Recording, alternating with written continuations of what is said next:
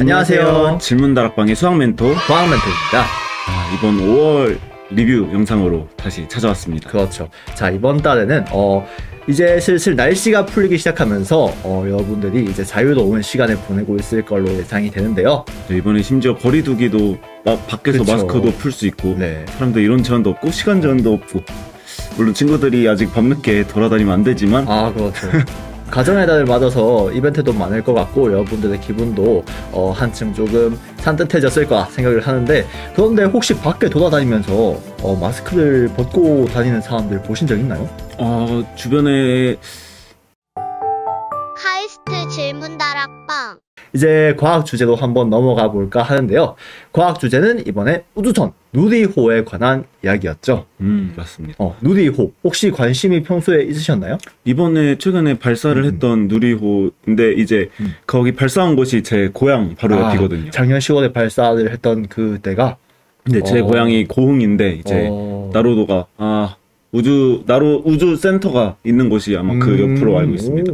그럼 2차 발사도 혹시 그쪽에서 제가 알기로는 하는 걸로? 그런 걸로 알고 있습니다. 또 얼마 전에는 이제 최종 그 성능 점검 위성이라고 해가지고 누리호에 탑재를 할 예정인 그런 위성들의 테스트가 모두 마무리되었다라고 알고 있거든요. 그래서 본격적으로 누리호의 발사 준비를 하고 있는 것으로 이제 여러분도 조만간 발사 현장을 목격할 수 있지 않을까 하는 생각이 듭니다. 그래서 이번 달에 이렇게 친구들이 올려준 질문들을 한번 살펴볼까 하는데요.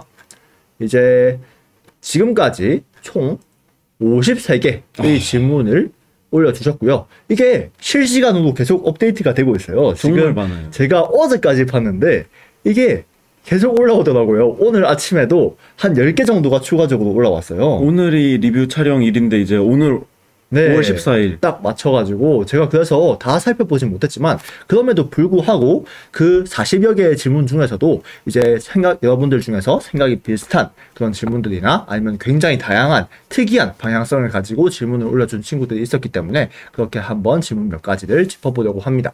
그래서 처음으로 이제 제 눈에 들어왔던 질문의 종류는요, 다현 학생이나 아니면은 찬혁 학생이 올려준 것처럼 이렇게 우주선을 발사를 했을 때 이 우주선을 발사하는 그 영향이 주위 환경에 어떻게 미칠까 하는 굉장히 이런 인터랙션, 상호작용 측면에서의 질문을 올려준 게 굉장히 눈에 띄더라고요. 사실 우주선 발사라는 것 자체는 과학적으로 굉장히 고도화된 그런 기술에 해당하지만 그것이 우리 주변에 어떤 영향을 미치고 있을 것인가에 대해서는 사실 그렇게 생각을 해보기가 쉽지 않잖아요. 그런데 그렇게 굉장히 참신한 시각에서 질문을 올려준 친구들이 있어서 한번 소개를 해보았습니다. 다현 친구와 찬혁 학생인데요. 두 친구도 서로 이렇게 서로의 생각을 확인하고 질문에 댓글로 토론을 하는 그런 시간을 가져보면 좋지 않을까 생각이 드네요. 그리고 또 다른 방향성으로 질문을 던져준 친구들은요, 이제 우주선 자체의 그런 성능에 조금 더 초점을 맞춘 것 같아요. 이렇게 도윤 친구가 솔직히 좀 내구성이 있는 로켓이라는 제목으로 질문을 공부를 해주셨거든요. 우주선이 이제 문제가 발생을 한다는 것은 부품 몇 개가 고장이 나더라도 다른 대체 부품으로서 그 기능을 유지할 수 있어야 되는 게 아닌가. 우주선 정도의 이제 고도화된 기술이라면 그런 질문을 충분히 제시할 수 있잖아요. 이제 사실 뭐 자동차라거나 뭐 주위에서 흔히 볼 수 있는 뭐 기차라든지 뭐 아니면 배라든지 이런 대형 운송 수단에도 충분히 이런 대체 부품들이 존재할 수 있는 건데, 우주선전 되면은 그런 것이 조금 더 확실하게 구비가 되어야 하는 것이 아닌가 하는 질문에서 이런 얘기를 해준 거죠. 질문의 배경도 보면 굉장히 구체적이에요. 이제 스페이스X에 뭐 팔콘 헤비라는 우주선이 있다고 하네요. 이 우주선은 무려 엔진이 27개라고 합니다. 그래서 한두 개쯤 엔진이 고장나도 문제가 크게 발생하지 않는데 우리는 왜 이렇게 만들지 않는 것일까 하는 질문을 던져주는 거겠죠. 그런데 저는 이제 이 엔진의 개수라는 테마에 맞춰가지고 비슷한 질문을 한 친구들을 한번 꼽아봤거든요. 도윤 친구는 엔진을 많이 만들어야 된다라는 입장이었잖아요. 그런데 또 다른 친구는 이런 생각도 했어요. 이제 양환 친구는 누리호의 엔진 개수는 3개인데 오히려 이걸 2개로 만들어서 비용을 절감할 수 있지 않을까 하는 시각을 가지고 있는 거거든요. 이게 똑같은 엔진의 개수에 관한 질문이지만 완전히 시각이 반대인 거죠. 되게 한쪽은 재밌네요. 그렇죠. 한쪽은 엔진을 늘려야 한다. 그런데 반대쪽은 엔진을 줄여야 한다. 그래서 효율성을 높이자라는 생각을 해준 거거든요. 이런 측면에서 다양한 친구들의 생각을 보는 게 굉장히 재밌다라고 느꼈고요. 그리고 이제 마지막으로 또 엔진 관련 질문. 이 진화 친구인데요. 엔진이 필요할까? 라는 질문까지도 던져주었습니다. 앞에 두 친구들은 이제 엔진의 개수에 초점을 맞춘 반면 진화 친구는 이제 엔진이 아예 없을 수는 없을까 하는 굉장히 새로운 시각을 가지고 질문을 올려주신 거죠. 그러면은 사실 우주라는 공간이 주위의 영향이 굉장히 적은 공간이잖아요. 그렇죠. 그렇다 보니까 일단 궤도에 진입하고 나서는 정말 엔진이 필요 없는 환경일 수도 있겠다라는 생각이 들긴 하거든요.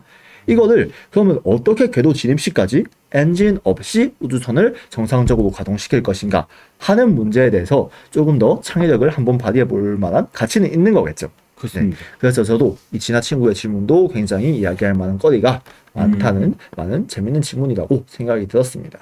다 같이 이제 이런 질문들에 댓글을 달고 이제 그렇죠. 얘기해주면 되게 좋을 것 같아요. 이렇게 이제 도윤 친구, 양환 친구, 또 진화 친구 이렇게 서로 셋이서도 비슷한 아이템에 비슷한 그렇죠. 포인트에 초점을 맞춘 거잖아요. 엔진이라는 하나의 키워드도 묶을 수 있는 부분이니까 이 부분에서 서로의 생각 차이를 좁혀나가고 또 다른 방식으로 생각하는 능력도 기를 수 있을 것 같다는 생각이 들었습니다. 다른 친구들도 굉장히 많은 종류의 질문을 올려두었지만 천천히 살펴보도록 하고 이제 수학 질문으로 한번 넘어가 보도록 하겠습니다.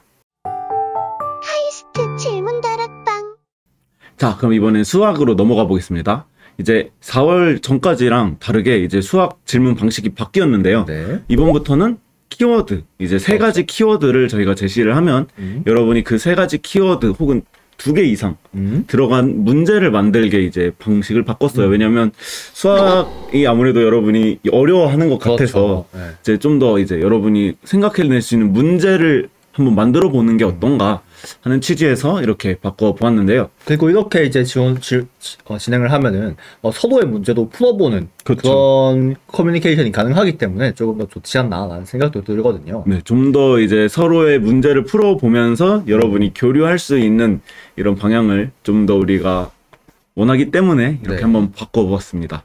그래서 이번에 선생님이 먼저 만든 문제를 한번 보면은 조금 어려웠어요. 친구들이 약간 어려워하더라고요. 네. 그래서 이제 자연수가 있는데 이제 약수의 개수가 2개인 수들, 3개인 수들, 4개인 수들 이렇게 있을 거 아니에요? 그러면 어떤 약수의 개수가 몇 개인 수가 가장 많을까? 약간 이런 궁금증에서 한번 문제를 만들어 보았습니다. 약수의 개수가 가장 많은 숫자요? 예, 예를 들어 100 이하의 자연수 중에 약수가 2개인 수, 3개인 수, 4개인 수 어떤 게 제일 많을까? 저는 이제 그런 약수 문제를 접근할 때 굉장히 이제 의문이 들었던 게 그런 약수의 개수에 대한 규칙성이 존재하는가 그렇죠. 라는 부분에서 저는 굉장히 까다롭다고 느꼈거든요. 그것 자체를 이제 일일이 다 해보는 수밖에 없지 않나 하는 생각을 하게 돼서 사실 제가 귀찮은 걸 싫어하기 때문에 굉장히 싫어하는 유형 문제 중에 하나였습니다. 혹시 그래서 아직 네. 친구들이 댓글로 얘기를 안 해준 것 같기도 하고 네. 하지만 그래서 약간 이제 너무 다 하긴 힘드니까 20 이하의 수, 30 이하의 수 이 정도만 한번 확인해보고 규칙성이 있나 알아보자 이런 취지로 한번 문제를 만들어 봤습니다. 100 이하의 자연수라고 하신 건 너무 이거는 약간 네. 궁금증의 출발이었기 때문에 네. 이제 문제는 20 이하로 알겠습니다. 제안했습니다. 궁금증의 출발, 그렇죠. 질문의 배경인 느낌인 거죠? 그렇죠. 네. 그래서 약간 이런 식으로 본인이 궁금했던 거 혹은 풀어보고 싶은 혹은 다른 친구들이 못 풀게 한 나만 풀 수 있는 문제 이런 거를 만들어 보자 해서 이번에 지금까지 22명의 친구들이 질문을 해주었습니다. 학구열이 좋은 친구들끼리는 막 서로 열띤 토론을 할 수 있을 만한 그런 방식인 것 같은데. 그래서 이제 되게 신기한 질문들을 많이 봤는데요. 이제 특히 이렇게 그린타우 정리, 제가 알기로는 되게 세계적인 수학자시거든요. 그린타우라는 수학자분이 계신가요? 네. 그린타우란 분이 그리고 약간 자연수에서 소수의 소수가 어떻게 분포하는지 이런 거에 대한 내용을 하신 분으로 알고 있어요. 그래서 되게 진화 학생이 많은 걸 알고 질문을 한 것 같습니다. 아까 전에 저 진화 학생은 과학에서도 꽤 좋은 질문을 그렇죠. 올려주는 것. 한번 들어가 볼까요? 네. 어려운 것 같습니다. 네, 딱 두 줄만 봤는데 일단 어려워 보이네요. 확실히 내용이. 한번 궁금한 친구들은 들어가서 그린타워의 정리를 변형시킬 때 라고 지금 각각의 1번, 2번 질문에서 이야기를 해주었는데 일단 그럼 그린타워 정리가 뭔지부터 이야기를 해봐야겠는데요. 그 내용도 댓글로 한번 확인을 해보면 좋을 것 같습니다. 네, 이렇게 알고 있는 친구들은 질문을 올려줄 때 그리고 그린타워 정리에 대한 설명도 올려주면은 더 좋은 질문이 될 것 같아요. 네, 그리고 다른 친구들의 질문도 있었는데 이제 골드바흐 추측 이것도 소수 쪽에서 유명한 추측인데요. 2명의 친구가 이거에 관련해서 질문을 해줬어요. 딱딱 이어서 연달아서 질문을 올려주었군요. 여기서 태호 학생은 이렇게 골드바흐 추측이 이거다 이렇게 말해주고 이제 이거를 증명 방법을 서술하라 아니면 틀리다고 생각한 이유들을 설명하라. 근데 이거를 이제 짝수를 홀수로 바꾸고 이제 이런 식으로 질문을 바꿔서 생각해보면 어떻게 되나. 이런 식으로 기존에 존재하는 문제를 뭐 변형해보는 것도 되게 이제 수학적으로 좋은 방법이라고 생각합니다. 이거는 또 근데 추측이네요? 그렇죠. 왜냐면 아직 증명이 안 된 이 명제거든요. 어려운 명제입니다. 저도 고등학교 때 이거를 한번 연구 주제로 설정해볼까 했지만 실패했습니다. 왜냐면 고등학생으로서 풀 수가 없었기 때문에. 카이스트 질문다락방. 네, 그래서 여기 민준 학생도 골드바흐의 측측은 절대 증명 불가능이라 하는데 이걸 미래수학자가 설명해 줄 수 있지 않을까?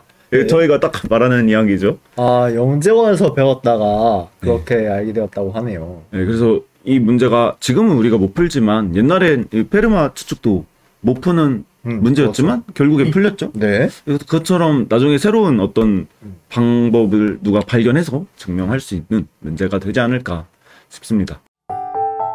카이스트 질문다락방. 골드바흐 추측 혹은 그린타워 정리 이렇게 존재하던 정리에 대해서 궁금증을 제시한 질문들도 좋지만 이제 다른 친구들이 이제 이렇게 선생님이 올렸던 질문처럼 문제를 만들어준 친구들도 있어요. 네. 이 민건 학생은 이렇게 친구들이 약간 읽기 힘들어 보이는데 한번 자세히 읽어보면 여러분도 풀 수 있는 그런 정도의 내용입니다. 사실 모든 문제는 직접 문제를 읽고 써보기 전까지는 어려운지 쉬운지 잘 감이 안 잡히는 경우가 굉장히 많아요. 네. 문제를 딱 봤을 때부터 이거 어려워 보인다라는 문제들이 물론 많지만은 또 직접 해보면 달라지는 것들이 많긴 하거든요. 네, 그래서 민건 학생도 이렇게 질문의 배경이 이제 내가 뭐가 궁금했는데 한번 이거를 문제로 만들어 보면 어떨까 이런 쪽에서 출발한 것 같고요. 이렇게 문제를 만들면 이제 친구들이 한번 풀어보면서 이제 생각을 공유하는 그런 방향으로 이제 질문 다락방이 나아가면 좋겠습니다. 그런데 이게 질문의 배경이 이제 자기도 궁금했기 때문이다 라고 지금 써주셨어요. 네. 그러면 답안이 없다라는 거겠죠? 그러면 자기도 이제 이 토론에 참여를 하게 되는 그런 형식으로 아마 문제에 접근하지 않을까. 그렇죠. 댓글로 이제 본인이 올린 글에 본인이 답하는 것도 나쁘지 않을 것 같습니다. 멘토분도 열심히 도와주셔야겠네요. 알겠습니다. 네, 그리고 민건 학생처럼 이렇게 어려워 보이는 질문 만들어서 나만 풀 수 있는 문제 이렇게 내도 되고 여기 보면은 좀 더 간단하게 이렇게 세범 학생처럼 좀 간단하게 여러분이 쓱 보고 한번 풀 수 있을 것 같은데 이런 느낌이 드는 문제도 이 정도는 생각해 볼 법하다 라는 생각이 들죠. 딱 봤을 때. 네, 그래서 이렇게 문제 올려주면은 이제 친구들이 댓글로 이제 답변을 하는 게 이제 저희가 바라는 바이기 때문에 이제 그리고 우수 질문 선정이나 여러분 이제 우수 학생 선정할 때 이렇게 좀 더 댓글로 많이 교류를 하면 그 친구한테 아무래도 가산점이 붙을 수밖에 없는 그런 구조기 때문에 여러분이 이제 질문 올리는 것도 좋지만 다른 친구들의 질문을 보고 이제 답변을 하는 게 이제 수학도 마찬가지고 과학도 마찬가지고 여러분의 생각을 공유하는 방향으로 더 진행이 됐으면 좋겠습니다. 네. 카이스트 질문다락방. 자, 이렇게 이번 달도 다양한 친구들이 많은 질문을 올려주었는데요. 그런데 이제 사실 5월달 아직 시간 많이 남았으니까 많은 질문을 올릴 수 있는 시간도 여유롭거든요. 이때 자기가 질문 뭐 해야 될까 막 꽁꽁 혼자서 싸매기보다 제가 드리는 제안은 이제 아까 전에도 보셨다시피 서로 생각이 비슷한 친구들이 꽤 많이 있습니다. 그런 것처럼 다른 친구들의 글들을 하나하나 읽어보다 보면 거기서 자기도 힌트를 얻어가지고 그러면 이런 방식으로도 질문을 해볼 수 있지 않을까 할 수도 있고, 또 자기가 흥미가 생기는 그런 질문이 있으면은 관련해서 조사를 해보고 질문을 또 올릴 수도 있고, 그런 식으로 충분히 진행이 가능하니까요. 그런 식으로도 많이 참여를 해주셨으면 좋겠습니다. 네, 너무 새로운 걸 떠올리려고 하는 게 어렵다면 그렇죠. 이제 다른 친구들의 질문이나 약간 평범한 질문부터 시작해서 약간씩 바꿔나가는 게 굉장히 도움이 될 수 있을 것 같습니다. 네, 그렇죠. 자, 그럼 5월 이번 달 주제에도 열심히 참여해 주셔서 정말 고맙고요. 다음 달 6월 프리뷰로 한번 다시 찾아뵙도록 하겠습니다. 네, 여러분 구독과 좋아요, 알림 설정까지 부탁드립니다. 부탁드립니다. 안녕. 안녕.